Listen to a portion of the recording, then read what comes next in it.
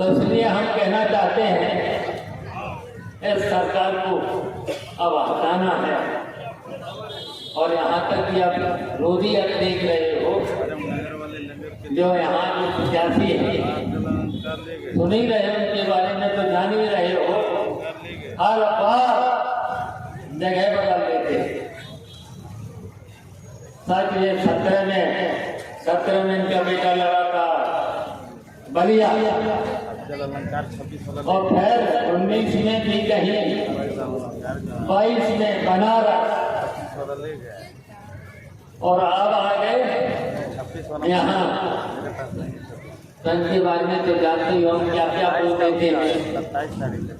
और ये सही है, इनके पिताजी जो कैंडिडेट हैं, इनके पिताजी दिल्ली में, क्योंकि यहाँ उत्तर प्रदेश में तो कोई सुनता नहीं है, दिल्ली में बैठ करके अपने समाज, खैर हम जानते हैं कि इनका समाज सामान्य समाज है, राजदार समाज है, मेहनत मजदूरी करने वाला समाज है, तो उसको बेचने का काम दिल्ली में बैठ करके वहां से पैसा लेने का काम करते हैं। हर चुनाव वो पता ही नहीं। अभी थोड़े दिन पहले आपको याद होगा, 1 साल पहले उत्तर प्रदेश के मुख्यमंत्री के लिए क्या कह रहे थे, चल सन्यासी मंदिर में और मठ में रहते कह रहे थे। सब लोगों ने सुना है। तो ये रुपया समझ लो, इनको ₹1 कि नहीं, गप्पे वाले रुपया तो समझ ही गए हो। और यहाँ तक कि और बेटा जो चुनाव लड़ रहा है, तो बाप तो 1 नंबर ही है और बेटा है 10 नंबर। समझ लो, ये ₹1 है, पीले गप्पे वाले ₹1 इनसे बचना है। और ये राजीव राय है, समाजवादी पार्टी के प्रत्याशी, इंडिया गठबंधन के प्रत्याशी। बताइए, 10 वर्ष से ये गरीब रहने के नहीं कर सेवा ही कर रहे हैं, सबकी मदद कर रहे हैं, जो पहुंचता है उनकी मदद कर रहे हैं। और हमको कहीं ऐसी मदद करनी है। और जब यहाँ से सांसद बन जाओ तो और ज्यादा मदद करनी है, और मदद करनी है। और फिर हम लोगों ने और इंडिया गठबंधन ने अब इस चुनाव के बाद से भारतीय जनता पार्टी यहाँ से जाएगी और इंडिया गठबंधन की इस देश में सरकार बनेगी। और फिर उसके बाद फिर उत्तर प्रदेश की सरकार भी जाएगी, उत्तर प्रदेश की भी सरकार जाएगी। और जब उत्तर प्रदेश की सरकार जाएगी तो फिर यहाँ फिर सरकार बनेगी। तो बिजली के बिल से लेकर के 300 यूनिट बिजली फ्री, ये तो हो गई है। ये भारतीय जनता पार्टी के तो लोग नहीं कर पाए। और आप सब लोग जानते हो, चाहे नेताजी की सरकार रही हो, तो नेताजी ने जो भी वादा किया था वो पूरा किया। अखिलेश यादव ने जो भी वादा किया था वो पूरा किया और जो भी काम किया। बताइए, लैपटॉप दिया अखिलेश यादव ने, सभी वर्ग के लोगों को दिया था, सभी वर्ग। और यहाँ तक कि कक्षा 12 तक की फीस की चुंगी को भी माफ किया था।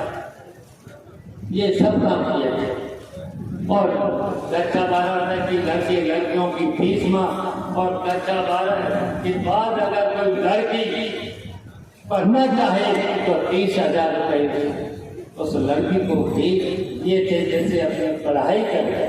और पढ़ाई के साथ साथ अगर पढ़ाई नहीं करती है तो अपना निजी कोई भी, चाहे शादी में खर्च कर ले, चाहे अपने व्यक्तिगत खर्चा कर ले, ऐसे कानून बना करके दिए थे।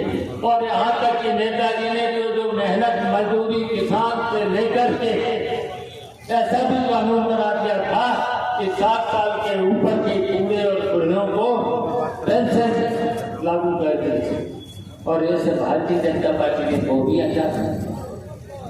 और इनके वादे तो सब अधूरे निकले, इनके वादे सब खोखले निकले, एक भी वादा पूरा नहीं।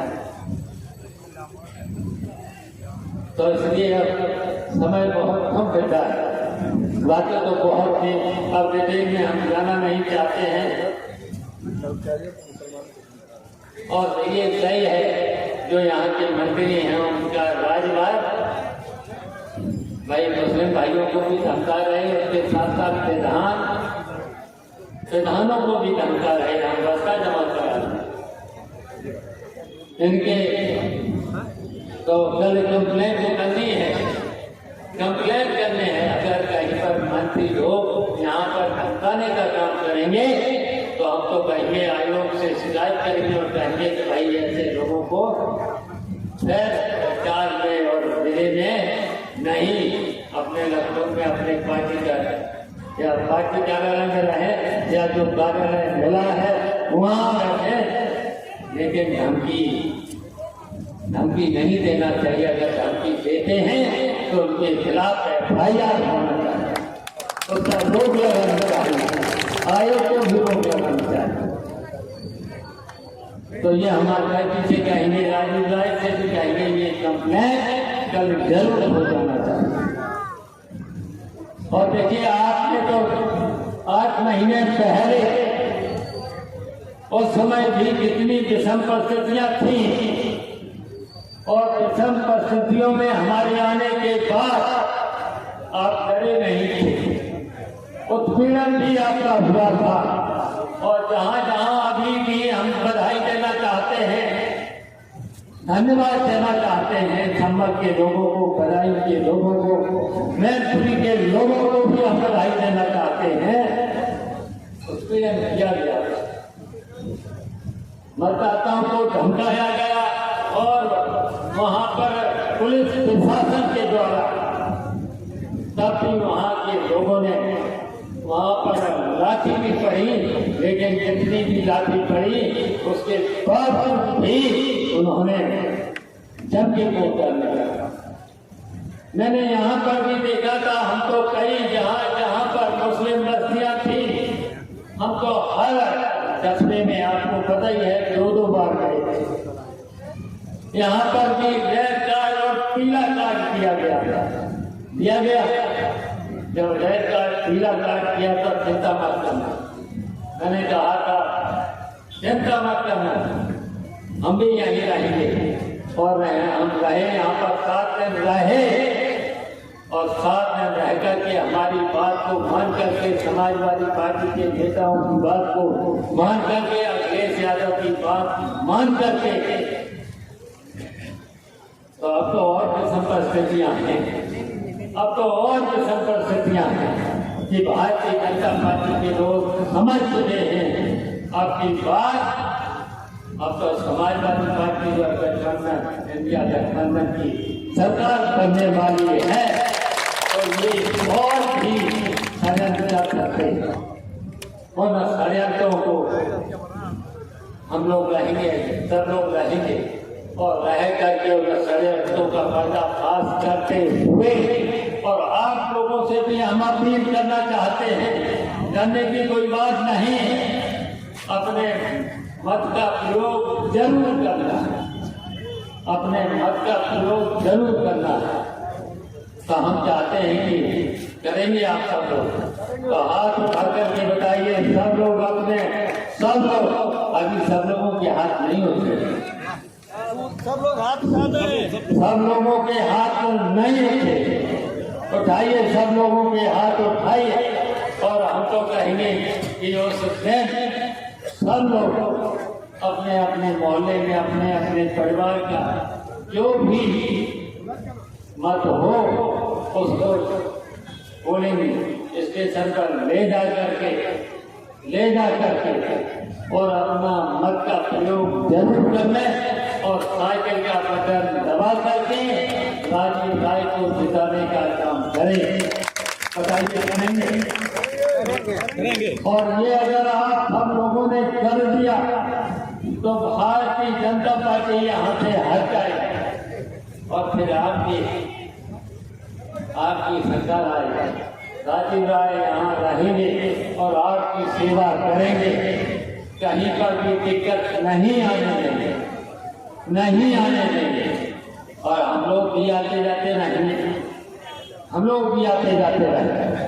आपको कहीं जहाँ पर भी दिक्कत कहीं पर भी अगर आएगी तो आपके साथ हम कंधे से कंधा मिला करके आपकी लड़ाई को लड़ने का काम करेंगे और आपको कहीं पर भी असुविधा नहीं होने देंगे।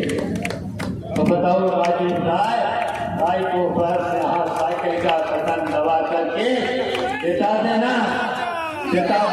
यही हमारी अपील है, यही हमारा निवेदन है। इन्हीं शब्दों के साथ समाजवादी पार्टी जिंदाबाद। और ये जो सरकार संविधान बनाना चाहती है, लोकतंत्र को खत्म करना चाहती है, आरक्षण को नहीं देना चाहती है, तो हम इस लड़ाई को लेकर के संविधान को भी बचाएंगे और लोकतंत्र को भी बचाएंगे, जिससे कि आपके मत से ही सरकारें बने। और आप सब लोगों का पूरा का पूरा आरक्षण भी मिलना चाहिए, आरक्षण भी नौकरियों में मिलना चाहिए।